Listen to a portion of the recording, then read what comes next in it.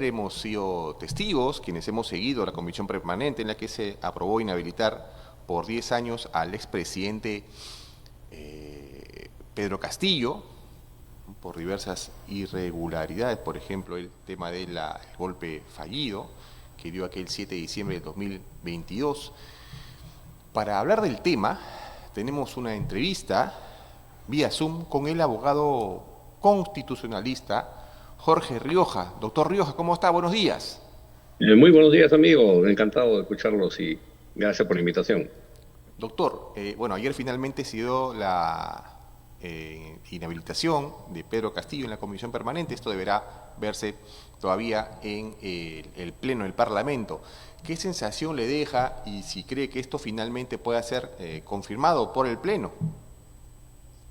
En verdad, yo creo que el escenario que el señor Castillo le ha generado al país va a terminar como está ya previsto en el ámbito legislativo y a como está la correlación de fuerzas en el contexto de los procedimientos que van dándose progresivamente, es casi seguro la inhabilitación y la sanción como corresponde en paralelo a lo que va el escenario judicial, ¿no?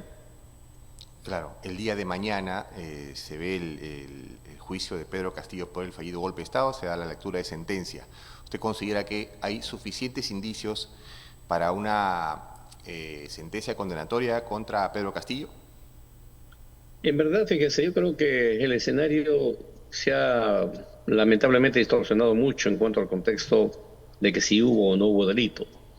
Y cuando hablo de que se ha distorsionado mucho, me refiero al contexto pragmático y evidente.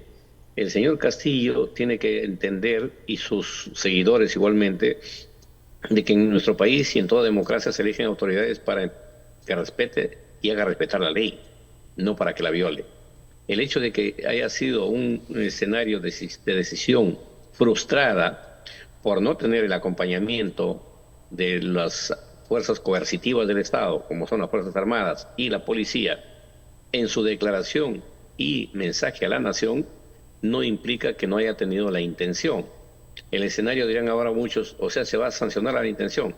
No solamente la intención, sino que él se presentó ante el país disponiendo, es decir, ordenando, sumado además de que el presidente de la República, por mandato de la Constitución en nuestro país, es el jefe supremo de las Fuerzas Armadas y de la Policía. Consecuentemente, si no estuvo en todo caso acompañado por quienes realmente tenían y tienen la disposición de las Fuerzas Armadas y Policía, es un tema de frustrada su decisión, tiene que asumir las consecuencias que conlleva la ley en nuestro país. No es un asunto de victimizarse y decir de que me están... No, señor.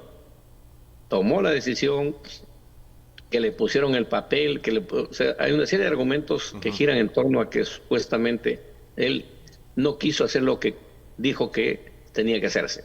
Claro. Dispuso, entre otros, el cierre del Congreso, el Ministerio Público, la intervención del Tribunal Constitucional. O sea, tomó en su mano, en su discurso, todas las instituciones en menos de 5 minutos. Que no le funcionó el tema es otro asunto que igual las consecuencias tiene que asumirlo. Claro, doctor, ayer durante la sesión en la comisión permanente tuvo una triste intervención el abogado de Pedro Castillo, el excongresista Carlos Torres Caro, ¿no? Él tuvo una intervención en la que se dirigió hacia el Parlamento. Queremos, primero vamos a ver la intervención de Torres Caro y quiero saber su opinión, por favor. No solamente eso. Tranquilos, ya llegará su tiempo. También, señor, quiero hacer referencia que hay peruanos de abajo, señor. Hay peruanos de abajo que así como Pedro Castillo llegan arriba. Miren, Jorge Luna y Ricardo Mendoza, dos extraordinarios personajes que han llenado el Madison Square Garden de Nueva York. ¿Y ustedes saben cómo lo han llenado? ¿Saben ustedes cómo lo han llenado? Hablando las mismas huevadas que ustedes, con la diferencia, señor. Señor abogado, retírese. Doctor, ¿qué sensación le deja esta participación de Torres Caro ayer en el Parlamento? Bueno, ¿Cómo deja la profesión? lamentablemente es una actitud poco profesional, nada responsable y penosa, a razón de que él inclusive ha sido candidato a la vicepresidencia de la República, ha sido legislador, ha integrado varias comisiones en el Congreso durante su mandato. Él fue elegido con la bancada del señor Humala. Sin embargo, él renunció y se fue de la bancada del señor Humala. Y siendo el único voto que tenía, con su voto, lo hicieron vicepresidente de la mesa directiva del Congreso.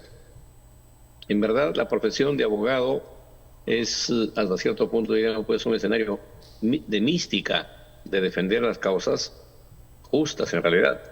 Creo que ha actuado, no sé si de repente buscando recuperar la popularidad que tenía antes en una pretensión de repente de aspiraciones políticas, pero es penosa y la profesión de abogado no está orientada a un escenario de esa naturaleza, sino efectivamente a defender los derechos en el marco de la ley y la Constitución.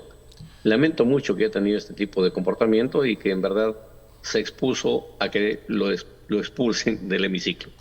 Claro, finalmente fue expulsado, ¿no? Otro que también ha tenido una participación hace unos días, no digamos similar, pero no en ese extremo, fue el doctor Noblecilla para defender a Betsy Chávez. ¿Usted cree que este tipo de defensas que se ejercen ahora desde el Parlamento se han convertido por ahí en una especie de balcón para hacer una especie de campaña política de parte de los abogados? Yo diría que en este escenario de nuestro país están haciendo una opción de exhibicionismo para presentarse y sobre todo la del segundo abogado que usted refiere, asumo, entiendo de que está de precandidato a un escenario que inclusive se dio el lujo de decir, bueno, yo voy a ser senador y voy a corregir esto, ¿no? O sea, en realidad creo que es su aspiración y se justifica, pero no debe ser el Congreso un escenario donde se tenga que ostentar una actividad proselitista. Ahí van a hacer defensa en el marco de la ley y el derecho, ¿no? Claro, doctor.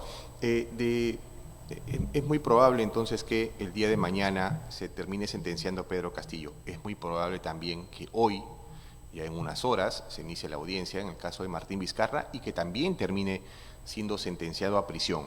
En ambos casos pareciera evidente una sentencia condenatoria para ambos. Ya en el penal de Barbadillo hay dos expresidentes, Ollantumala y Alejandro Toledo. Este penal va a terminar, cree, quedando chico para, tantos expresidentes que terminan en prisión. ¿Por qué se da esta situación en nuestro país? Es lamentable tener que ver que en nuestro país, por ejemplo, no tenemos autoridad política alguna que sea un referente para las nuevas generaciones. En realidad yo creo que el caso del señor Vizcarra, por ejemplo, termina siendo emblemático, igual que el del señor Humala, el señor Toledo y lo del señor Castillo. Lastimosamente en nuestro país, en los últimos 50 años, no tenemos gente que sea honorable y digamos en todo caso casi decente, por lo menos, aunque deberíamos tener como presidente de la República alguien que sí sea decente, honorable e íntegro. Fíjese, el caso del señor Vizcarra ha sido hasta presidente de la República, ha ejercido la presidencia en su condición de vicepresidente. Y resulta que lo están juzgando por un caso de hace 15 o 20 años atrás. ¿Qué implica eso? Que el sistema de justicia no funciona. Soy de opinión que estos casos que están siendo procesados y por lo cual van a ser sentenciados las personas que usted refiere, deben darse en el mejor de los casos o en el peor de ellos, máximo 2 años. ¿Y sabe por qué? Porque fíjese, el sistema de justicia, desde el Ministerio Público y los propios jueces tienen acceso a información privilegiada. Por ejemplo, pueden pedir de inteligencia. Y tenemos 5 fuentes de inteligencia. 1 de cada instituto armado, 1 de la policía y de la central. Tiene usted acceso a la inteligencia financiera. Tiene usted acceso a SUNAT. Tiene acceso hasta a escuchas telefónicas. Oiga, no pueden valerse de este tipo de herramientas para que en el peor de los casos, en 2 años se dé una sentencia realmente ejemplar y que las nuevas generaciones no vean de que es un distractivo simplemente y que lo sentencian hoy. El caso del señor Humala y el señor Toledo, por ejemplo, están sentenciados en primera instancia. Es decir, van a apelar y probablemente en los próximos 4 o 5 años quizás tengan algún beneficio.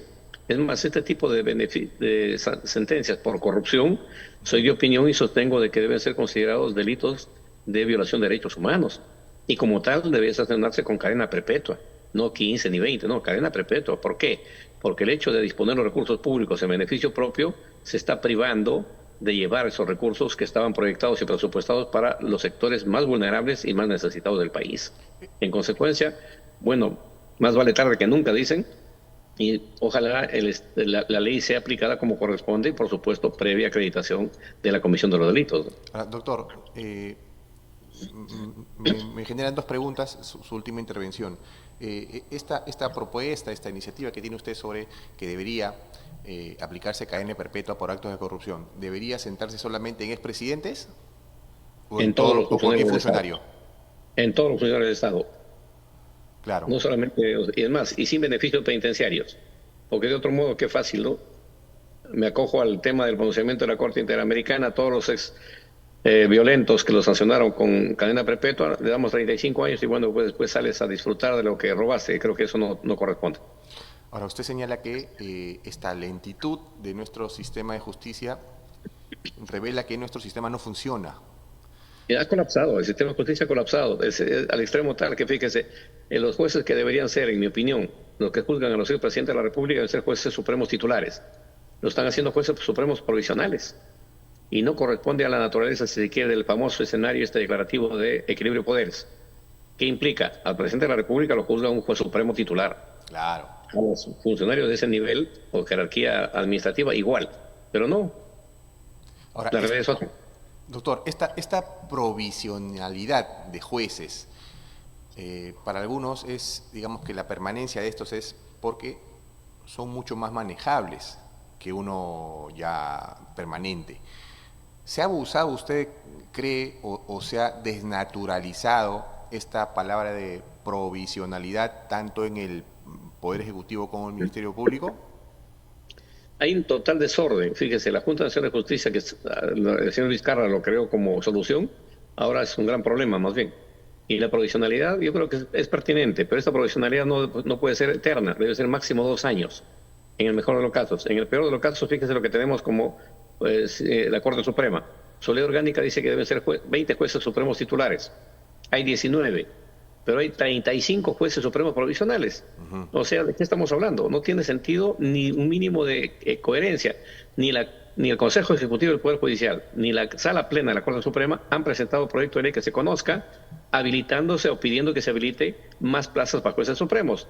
¿Qué implica? De que ellos están conformes con lo que están, porque así tengan, digamos, menos competencia y van a seguir siendo, todos van a ser presidentes de la Corte Suprema, lo cual me parece irresponsable, por decirlo menos, ¿no? Y esta situación, muchos nos olvidamos que el tema de la inseguridad ciudadana que se vive no solamente se encierra en la policía, estamos hablando de todo el sistema que incluye al INPE, incluye el Ministerio Público, incluye el Poder Judicial. Si uno de estas patas de esta mesa no está pareja o no funciona, la mesa se va a terminar tambaleando y es lo que se está viendo, digamos, la situación que se vive en el país respecto a inseguridad, es porque estas patas de esta mesa no están parejas. Están totalmente disparejas, sumado a lo siguiente, estimado amigo. El principio de autoridad se ha roto, se ha quebrado, ya no hay principio de autoridad. Usted verá, por ejemplo, que en Lima con una marcha se cierran calles y automáticamente se habilita lo que reclaman los que hacen y alteran el orden público. El tema de sicariato se supone que iba a ser controlado o iba a ser en todo caso pues eliminado con el nuevo presidente que tenemos en funciones. ¿Qué tenemos hoy? Que cada día más bien aumentan las muertes por sicariato y las extorsiones no paran. O sea, no es un tema de que yo declaro que se haga, tiene que actuarse con responsabilidad. Y más, si se mantienen las mismas autoridades que no han dado la talla ni dan en todo caso soluciones al problema, ¿qué estamos haciendo? En mi opinión, simplemente sumando a que el problema crezca y no evitando que el problema se elimine y desde ya, por supuesto, darnos la paz social que necesitamos todos, ¿no? Claro. Doctor, cambiando de tema, usted es un abogado constitucionalista y queremos saber su opinión sobre el caso de Betsy Chávez. La ex premier está asilada en la Embajada de México sin poder salir del país porque el gobierno peruano no le entrega el salvoconducto. ¿Usted considera que Betsy Chávez podría, dada la circunstancia, dado que se han roto las relaciones diplomáticas entre ambos países, podría ser detenida en la embajada?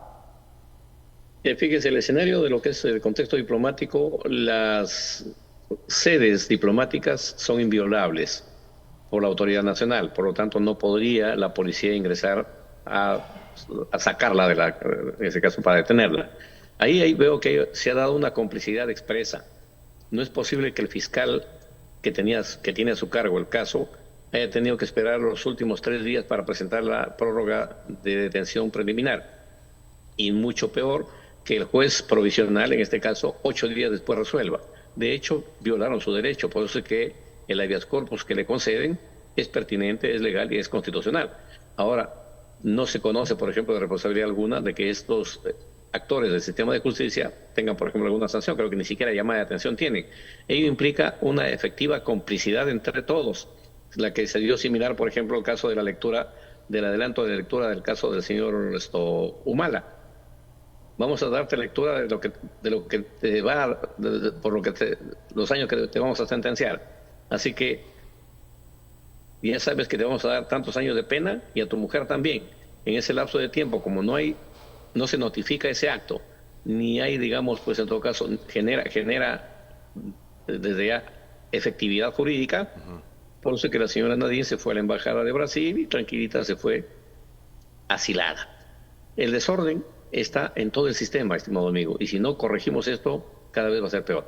Doctor, para ir terminando, porque sé que tiene una agenda, entonces debo suponer que aquí hubo una especie de juego en pared para que finalmente se pueda permitir a Betsy Chávez evadir a la justicia. Sí, es evidente que sí, por eso le digo, el responsable principal o primario es el fiscal y el juez, que el juez inclusive pudiendo haber atendido de repente, ya por la urgencia y la emergencia que tuvo el Ministerio Público, pudo haberlo atendido al día siguiente y no permitir que vaya un proceso de habeas corpus y por supuesto el tribunal no le queda otra que, ante la calificación de la evidencia de la vulneración del derecho, simplemente exigir la libertad. Ese escenario es evidente de que hay no sé si diría pues en todo caso, un acuerdo ya precitado, pero de que se evidencia de que eso así es, lo es. Claro, son muchas cosas extrañas que pasaron durante este periodo previo al asilo de Betsy Chávez. Lo cierto es que Betsy Chávez está tranquilamente en una embajada, esperando simplemente un salvoconducto para poder ir a México. Doctor, la última. ¿Cree que el gobierno no debería darle el salvoconducto a Betsy Chávez? Reitero, el escenario de lo que es la convivencia diplomática entre estados no solamente es no la violación, la decisión política, por supuesto, lo va a asumir el presidente en funciones si le otorga o no el salvoconducto. Y sin salvoconducto, la señora Chávez permanecerá en la embajada o en la residencia donde se encuentre ahora de México, que desde ya es el país que le ha dado hospedaje. La decisión política la toma el presidente de la República y, por supuesto, con el canciller, previa evaluación de los tratados internacionales y convenciones y convenios a efectos de habilitarle o no el derecho. Ahora tenemos otro escenario que se ha complicado para la señora Chávez. Claro. Es con nuevo mandato de detención por 5 meses. Lo cual implicaría que si ya se notificó a Interpol y todo eso, en el supuesto que haya salvoconducto, lo volvería a la Interpol, ¿no? Pero bueno, es un escenario imaginario de momento. Claro. Bien, doctor, ha sido un gusto conversar con usted. Esperamos tenerlo en una nueva oportunidad aquí en el programa. Con mucho gusto, muchas gracias y un abrazo. Buen día. Bien, estuvo con nosotros el abogado constitucionalista Jorge Rioja. Hemos abordado esta situación por la que atraviesa el expresidente Pedro Castillo. El día de ayer fue inhabilitado por el Congreso por 10 años y el día de mañana se le dictaría la sentencia por el fallido golpe de Estado que dio aquel 7 de diciembre de 2022 que terminó finalmente con su gobierno.